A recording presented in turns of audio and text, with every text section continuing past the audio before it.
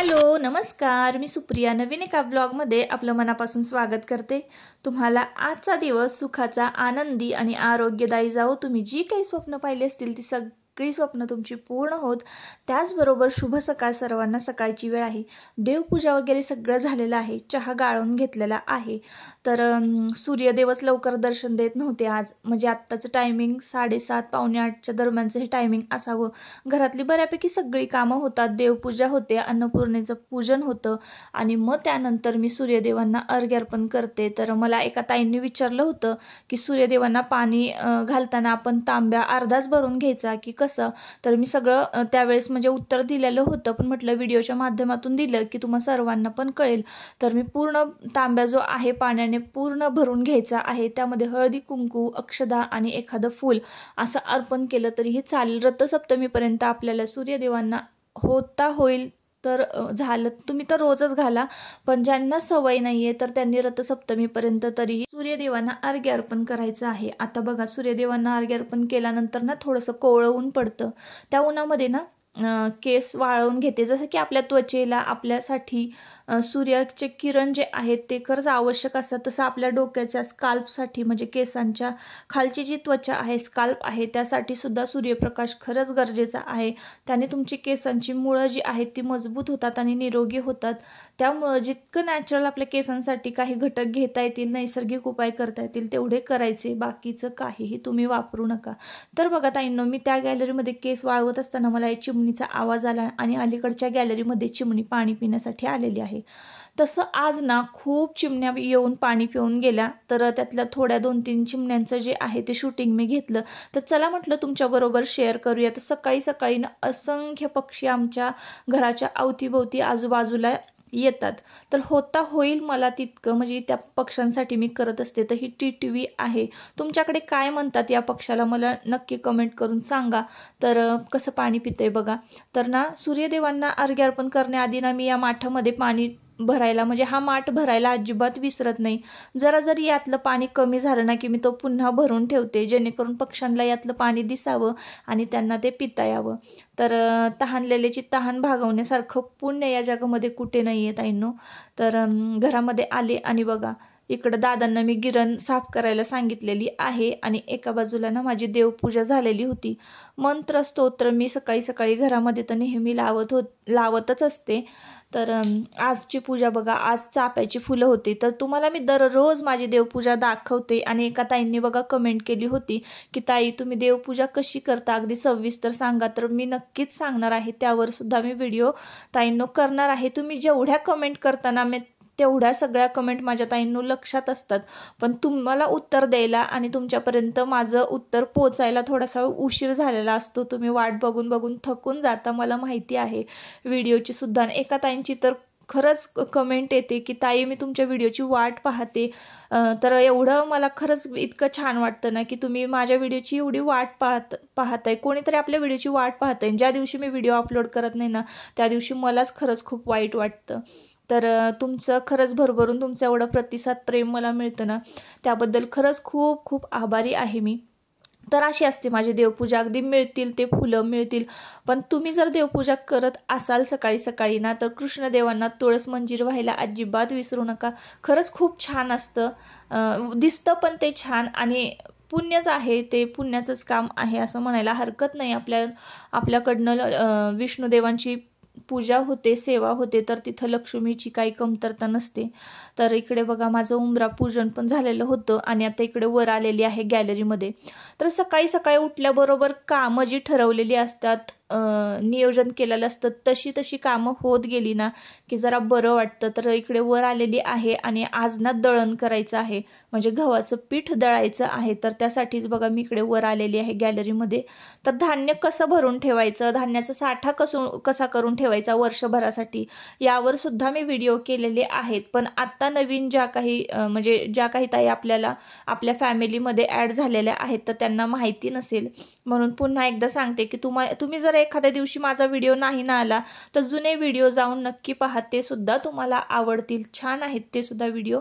तर असो, आता आजी बाबा बघा इकडे सकाळी सकाळी बसलेले आहेत। चहा झाला, नाश्ता झाला की आजी बाबा बसतात जरा, आणि इकडे दादांना म्हटलं थोडंसं मला मदत करू लागा।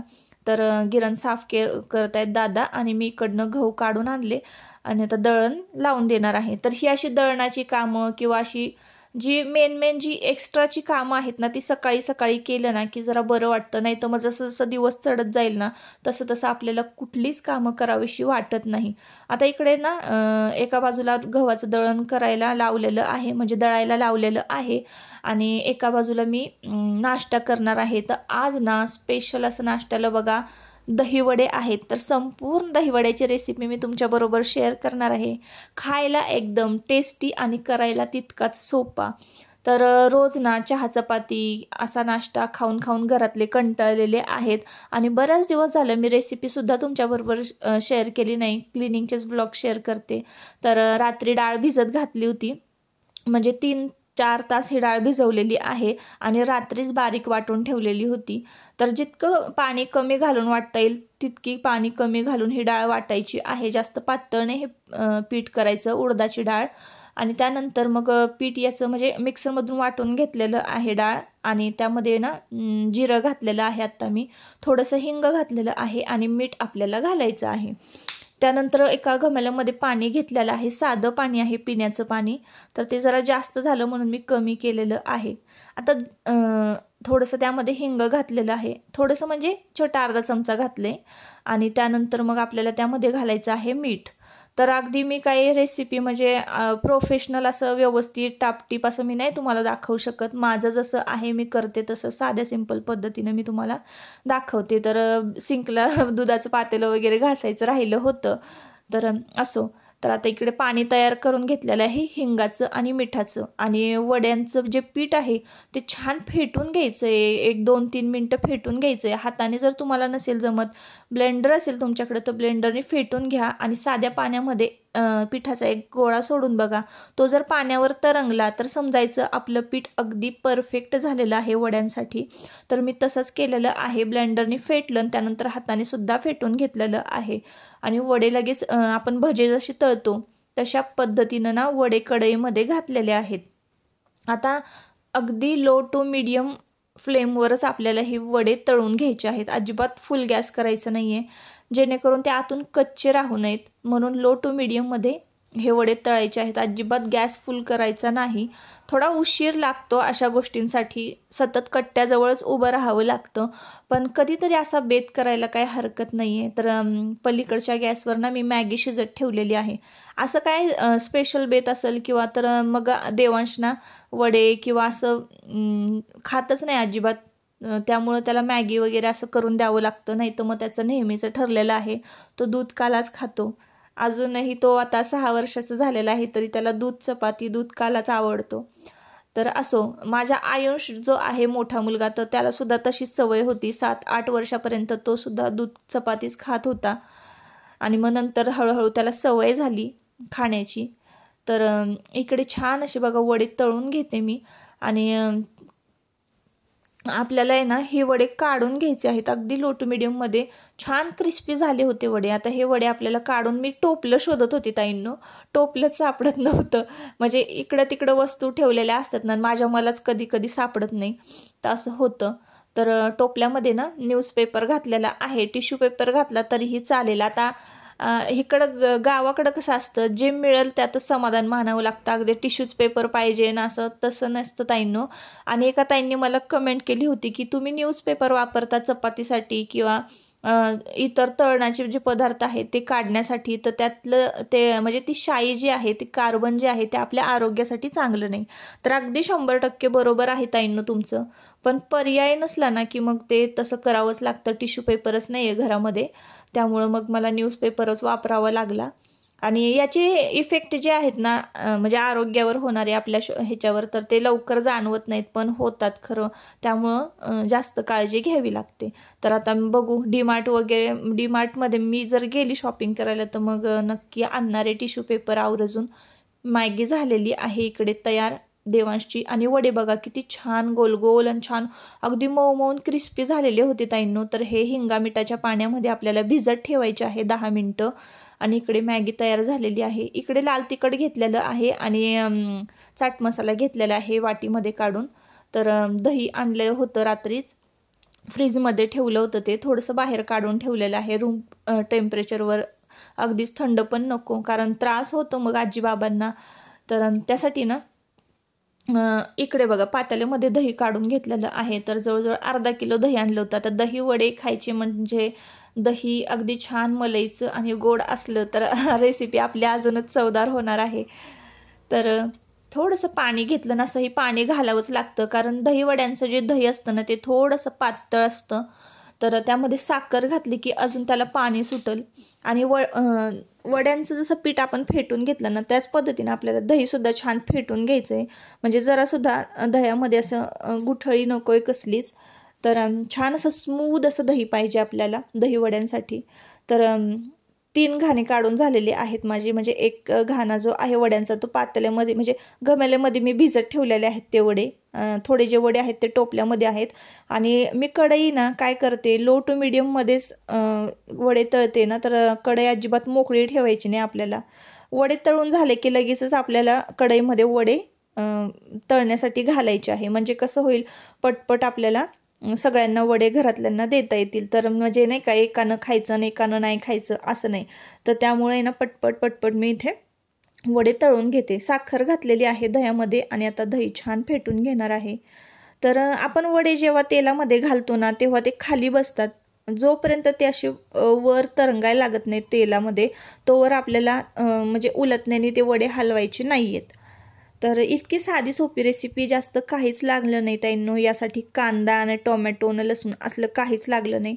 फक्त जिरं हिंग यावर आणि लाल तिखट चाट मसाला एवढंच फक्त यासाठी लागतं. एकदम साध्या सिंपल पद्धतीने सुद्धा तयार होतात. काही जण ह्यामध्ये आलं खोबरं असं बरंच काही घालतात पण तेवढं काही घालायची गरजच नाही आहे ताईंनो. एकदम साध्या सिंपल पद्धतीनंच हे वडे अगदी टेस्टी लागतात. तर आता बघा इकडे मी वडे तयार करायला घेतलेले आहेत. तर वडे म्हणजे भिजलेले जे आहेत ना वडे 10 मिनटं छान भिजू द्यायचे आणि थोडेसे मग हलक्या हाताने पिळून घ्यायचे आहे हिंगा मिठाच्या पाण्यातनं. तर त्याला अजूनच टेस्ट छान येते. आणि त्यानंतर ना भिजवायचे यासाठी की छान मऊसूत लागतात. दही आपण त्यावर जेव्हा घालतो आणि चमच्याने जेव्हा वडा आपण कट करतो ना एकदम मऊसूत आणि छान असा मऊ रसरशीत लागतो. तर त्यामुळं आपल्याला ना हे वडे जे आहेत ते पाण्यामध्ये भिजत घालावे लागतात किंवा घालायचे असतात. तर आता बघा तळायची घाई माझी, वडे घालायची घाई, वडे भिजवायची घाई, डिश तयार करायची घाई. तर सकाळी सगळीकडे घाई चालू असते सगळ्या कामांची. एका बाजूला दळण लावलेलं आहे. त्या गिरणीचा आवाज ना खूप होतो त्यामुळं काहीही सुचत नाही. त्यामुळे सकाळी गिरण लावली ना की मग दिवसभर तो गिरणीचा जो आवाज आहे तो इरिटेट करत नाही. तर असो आता बघा अगदी हलक्या हाताने आपल्याला वडे पिळून घ्यायचे, जास्त दाबूनही वडे पिळायचे नाही आहेत.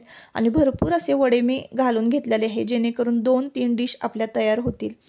तर एका प्लेटमध्ये वडे घेतलेले आहे आणि त्यावर आपल्याला छान दही वडे चांगले कोट होतील दह्याने. म्हणजे संपूर्णपणे ना सगळ्या वड्यांना दही लागेल इतकं दही आपल्याला त्यावर घालून घ्यायचं आहे. लाल तिखट त्यावर घालायचं आहे, चाट मसाला घालायचा आहे. एकदम मस्त लागतं. हवं असेल तर कोथिंबीर तुम्ही घाला. बाकी इतर काही पदार्थ घालण्याची गरज नाही. आणि तुम्ही 3-4 वडे जरी खाल्ले ना तरी तुमचं पोट फुल होतं. इतके टेस्टी आणि पटकन पोट भरणारी अशी रेसिपी आहे ही. तर मी तर डाळ भरपूर वाटलेली होती, भिजत घातलेली होती, सगळ्यांचं पोट भरेल इतकी. पण सगळ्यांना 4-4, 5-5 वड्यांमध्ये सगळ्यांचं पोट भरलं. आजी बाबांना आता खायला दिलेलं आहे. आणि इथे मी विचारत होते की मीठ वगैरे काय व्यवस्थित आहे की कमी जास्त काय, तसं मला सांगा. तर मीठ थोडं कमी पडलेलं होतं त्यामध्ये. आणि आता मी दादांसाठी डिश तयार करते. आजी बाबा ना बाहेर मस्तपैकी गॅलरीमध्ये खायला बसलेले आहेत आणि छान वड्यांचा स्वाद घेत आहेत. इकडं माझं ना पटपट तळणं चाललं आहे कारण अशा रेसिपीज ज्या आहेत ना त्या करायला थोडा वेळ लागतो जरी साध्या सिंपल असल्या तरी. तर थोडंसं मीठ घालते मी यावर आणि त्यानंतर मग आपल्याला त्यामध्ये दही घालायचं आहे. चाट मसाला आणि मिरची पावडर घालायची आहे. चाट मसाला जरा व्यवस्थित घालायचा, जरा थोडं जास्त घातलं ना तर मस्त टेस्ट अगदी चटपटीत लागतात वडे.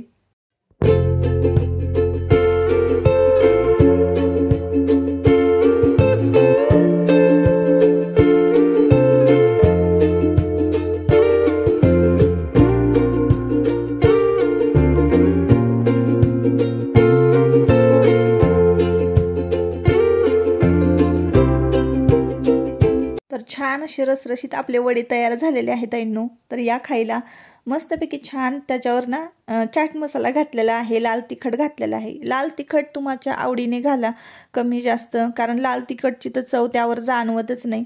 तर असे आपले आता आज दहीवड्यांचा नाश्ता तयार झालेला आहे. तर बघा कसे दिसत आहेत नक्की कमेंट करून सांगा आणि तुम्ही सुद्धा नक्की करा. डाळ फक्त आपल्याला उडदाची जी आहे ती 3-3.5 तास भिजवून घ्यायची. त्यानंतर आपल्याला रात्री ते वाटून ठेवायचं आहे.